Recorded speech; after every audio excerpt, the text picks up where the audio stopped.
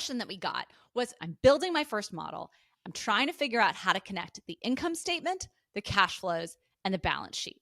Is there a particular order these should go in?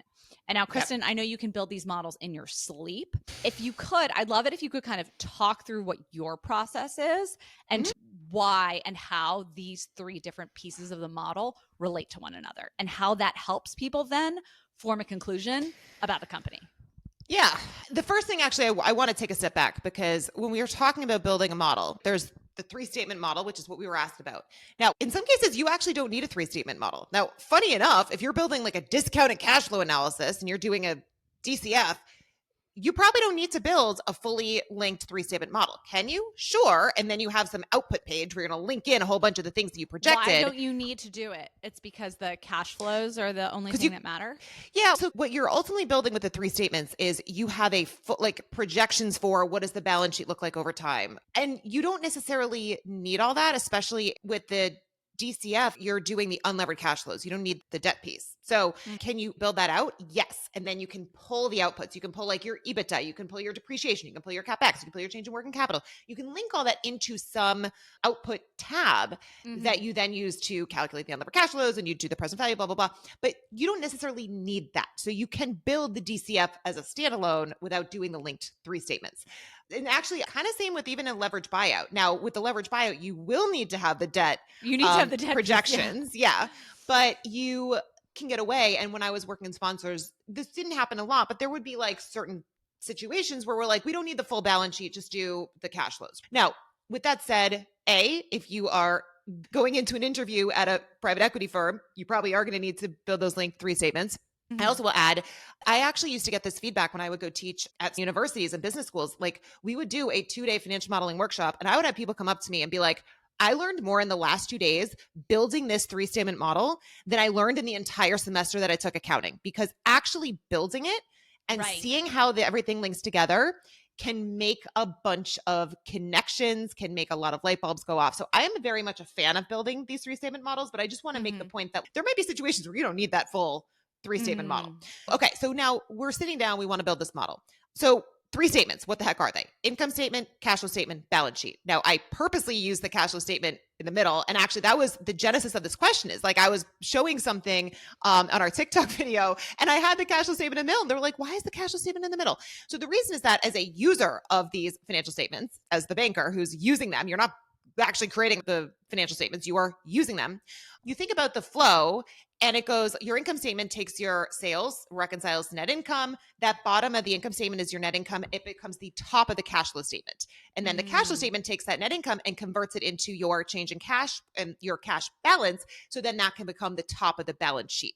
So that's why I like to have it flows through. Yeah. You're basically tracking $1 as it goes through your income, then becomes part of your cash flow, then becomes part of the balance sheet. So that's why I know that little dollar. I know. So that's why I actually like to do it in that order, even though people typically say income statement, balance sheet, cash flow statement. Now, if you're sitting down to build it, so my personal methodology, because by the way, you don't have to go in a certain order. It's like, if you build stuff, it's going to ultimately get linked up. But I happen to like doing it in a methodical way so that I'm not all over the place. So my you don't process. miss anything. Yeah. So I usually start with the income statement, and I basically will model from sales down to net income. However, you are not going to be able to project out your interest or your interest income, because in order to project that, you need your debt and you need your cash. And you don't have that yet. You don't have those projections. So I leave those blank. By the way, if you're calculating, say, like EBITDA on the income statement, a lot of times people do, you also are not going to be able to project your depreciation or your amortization yet, because you don't know your CapEx. And if you don't know CapEx, you don't anyway. So I leave holes where I'm not able to complete things. And by the way, that's fine. You have the formula set up. Once those things go in, then it's going to update. So you can leave the holes. It's fine.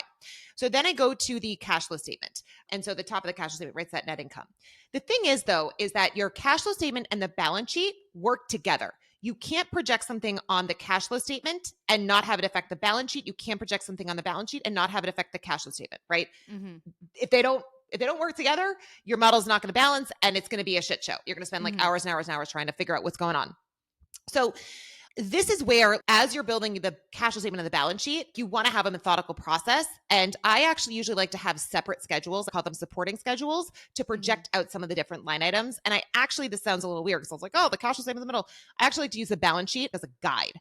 So I skip the cash. Cash is the last thing we're going to be able to calculate on the balance sheet. The first thing as you go down is some of your current assets. So I'll deal with current assets. I'll deal with some long-term assets. So you'll have these separate schedules. But again, as you project all of these balance sheet line items, it's affecting your cash flow statement, right? You're projecting your PP&E, your property, plant, and equipment. Well, it's going to affect your CapEx. How much are you investing in these new machines?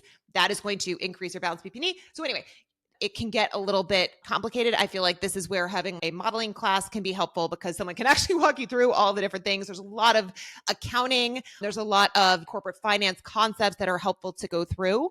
But having supporting schedules where you're doing both the balance sheet and the cash flow statement, linking them in. And then, as I said, with some of them, that way like you're debt not and going interest, back and forth so much. Yeah. There's just like one centralized database one place. to pull from. Yeah. So That you makes have like the sense. different places. So anyway, this is a long way of saying it can get a little complicated, but the one thing you really need to remember, or actually I'd say two things. Number one, you need to understand how that dollar kind of flows. There's this thing called the indirect method with the cash flow statement. So you have how that flows. And then number two, the balance sheet and the cash flow statement work together. You can't do one without the other.